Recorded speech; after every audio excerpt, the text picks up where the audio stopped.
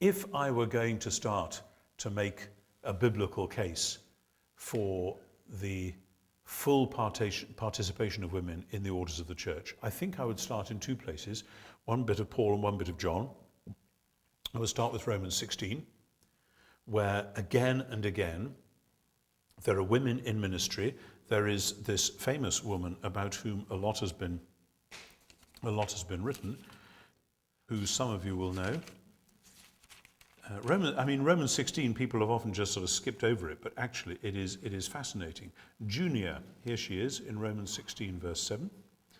And of course there are some texts which say Julia, and some have made Junius a man, but actually there is no evidence for a male name, Junius, whereas Junia is a well-known female name. And she goes with Andronicus in verse 7, and Paul says they are well known among the apostles, episemoi entois apostolos. And some people have tried to say that means they're well known to the apostles, but actually it's been shown quite recently that it cannot mean that. Junia she's a woman and she is an apostle.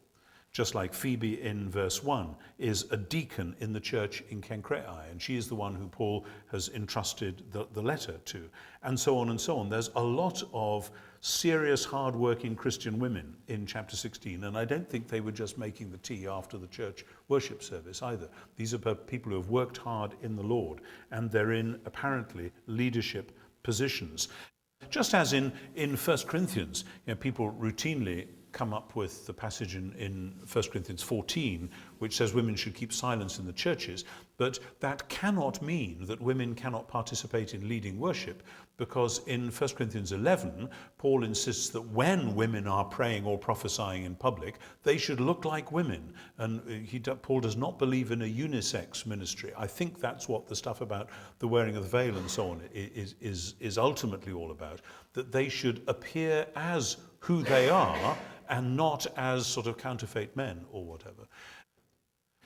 Now, the other place I would go, and I'm doing this very briefly and off the top of my head, the other place I would go is John 20, where the first person to be commissioned to take the news of the resurrection of Jesus to others is Mary Magdelene. Now, that is so counterintuitive in the ancient world, in the ancient Jewish world, in the ancient pagan world. Here is the first person to tell someone else that Jesus is alive. And it's a woman, and not just any old woman, it's Mary Magdalene. And you can already see 150 years later, Celsus and others saying, well, there you are, this whole thing was just crazy women, getting silly ideas because they were paranoid and all the rest of it. And this is, as in Paul, God choosing what is weak to shame the strong. And it seems to me that in the resurrection, there is a radical reevaluation of the role of women. And it's the more interesting because in the official public tradition in 1 Corinthians 15, the women have been airbrushed out of the account. He died, he was raised, and then he appeared to James, Cephas, the 11, 500 once, and last of all to me. Well, hey, where are the women? Well, in the official tradition of the church already by the mid-50s, people are worried about them. But the early stories, which then get celebrated in the writing of the Gospels, the women are front and center. Apostolic ministry grows out of the testimony that Jesus is alive. That, to me, is, in the New Testament, is the basis of the apostolic ministry.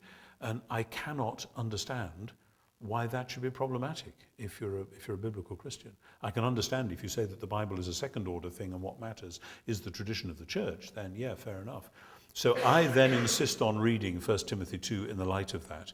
And if you want to know what to think about 1 Timothy 2, I suggest you go and read Paul for Everyone brackets pastoral epistles, because it's kind of complicated.